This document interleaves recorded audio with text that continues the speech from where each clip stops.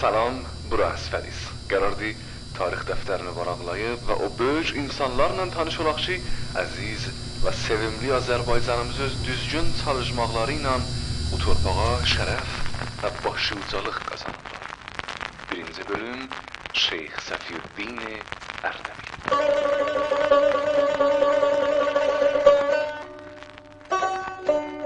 Şeyx Səfiyyüddin İshaq Ərdəbili Hicri 650 və miladi 1252-də Ərdəbilin Kəlxoran qəsəbəsində dünyaya gəldi.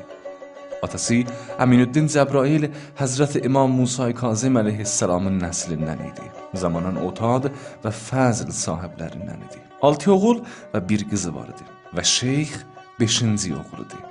Şeyx Səfiyyüddin uşaqlıqdan ruhani mürşid axtarmaqda, həqiqəti tapmaqda rasix bir iradəyə malik idi. O dövrdə din elmini öyrəşmək istəyənlər Ərdəbilə yaxın olan Səbəlan dağına gedərdilər və deyərdilər ki, o dağın ətəyində Allah adamları ibadət və riyazətlə günlərini keçirdilər. Çoxlu axtarandan sonra xəbər aldı ki, Şirazda Şeyx Nəcibüddin kəramət sahibidir. Şeyx Səfinin ona, yəni Şeyx Nəcibüddinə qarşı çox böyük bir şox yaranmışdı. Çünki qardaşı Səlahəddin Rəşid də Şirazda yaşayırdı və dövlətli bir adam idi. Anasından izin istədi və Şiraza sarı yola düşdü. Amma elə ki Şiraza çatdı, gördü ki, Şeyx Nəcibüddinin cənazəsini qəbristana aparırlar. Belə yazırlar ki, Şirazda böyük insanlarla görüşdü. O cümlədən böyük və adlı şair Sədi Şirazinin dönələrlə görüşünə getdi. Bu vaqiələrin ardından zamanın böyük alimlərindən Əmir Əbdullah Farsi Şeyx Səfinin suallarını eşitdi və biraz sustu.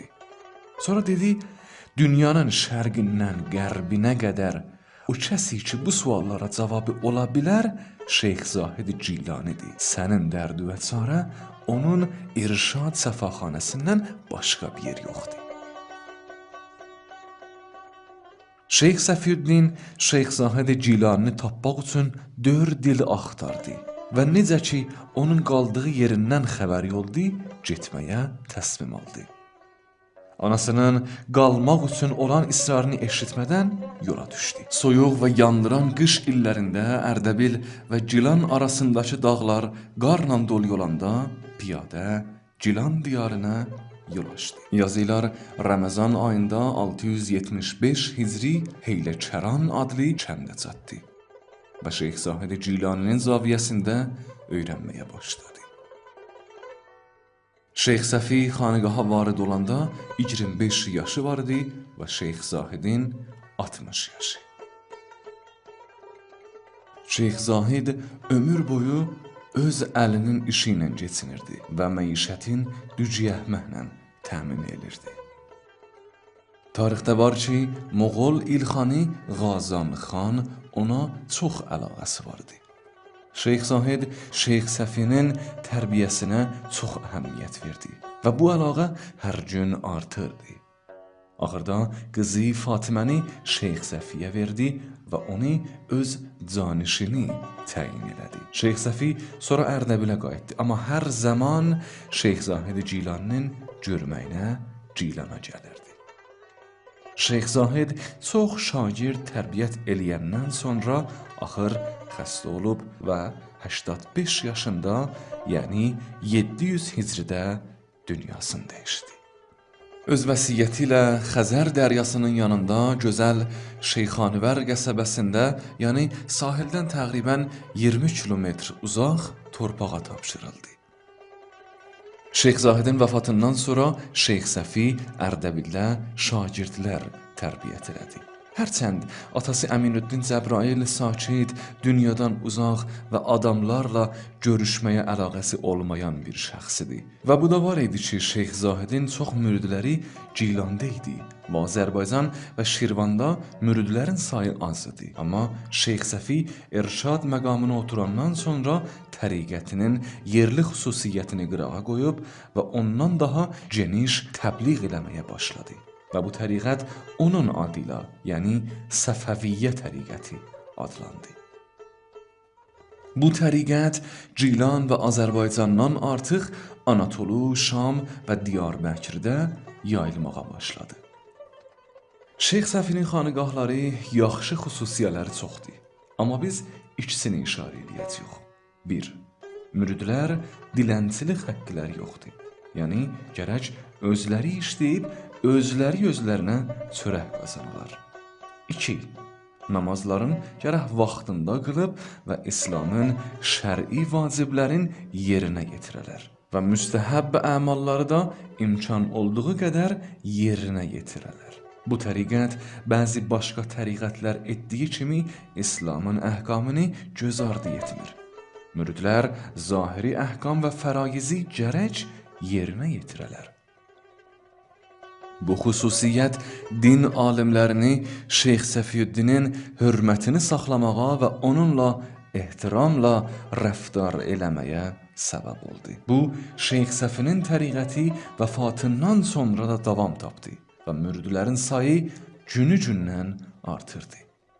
Onun şöhrəti və kəraməti ətraf ölkələrə yayıldı və çox böyük insanlar, o cümlədən Rəşiddüddin Vəzir, Qiyasəddin Muhammed Rəşidi, Əmir Məhəmməd Rəşidi və böyük İlxan, yəni Əbu Səid Bəhadur xan onun müridlərinin səfində idilər.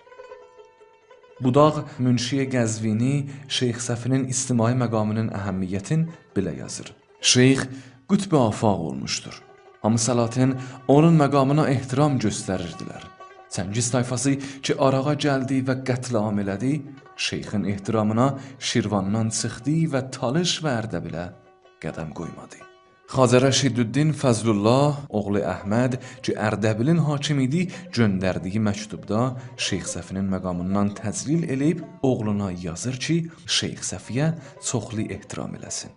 Sultan Məhəmməd Xudabəndə Sultaniyə şəhrinin tikintisini başa çatdırandan sonra zamanın böyük şəxsiyyətlərin o şükuhlu didar mərasiminə dəvət elədi. Şeyx Səfini də dəvət elədi. Amma şeyx o didar mərasiminə getməyə gölü yox idi. Moğol İlxan dal-dala Ərdəbilə məktub göndərirdi. Axırda Şeyx Səfi öz qocalığın bəhanə elədi və oğlun Xacə Sədrüddini Sultaniyə şəhrinə göndərdi. Özür ki dedik, Həzrəti Şeyx Səfiyyüddin Ərdəbilinin kəraməti, sadəliyi və elminin çoxluğu Azərbaycan, Talış, Kiçik Asiyada, Anatolidə, Şamda və Diyarbəkirdə avazəsi dolanıb Şeyx Səfiyyə çoxları mürid olmuşdular. O cümlədən böyük sultanlar, böyük əmirlər və adlım xanlar hamı onun hürmətini saxlayırdılar. Həzrəti Şeyx Səfiyyüddin Doşənbə səhərində Məhərrəmin 12-si 735 Hicridə 85 yaşında Ərdəbildə dünyasını dəyişdi və həyat yoldaşı 18 gündən sonra vəfat elədi. Şeyx Səfi həmidə qərihəli bir şair idi. Azəri və Farsi dilədə şeirləri var.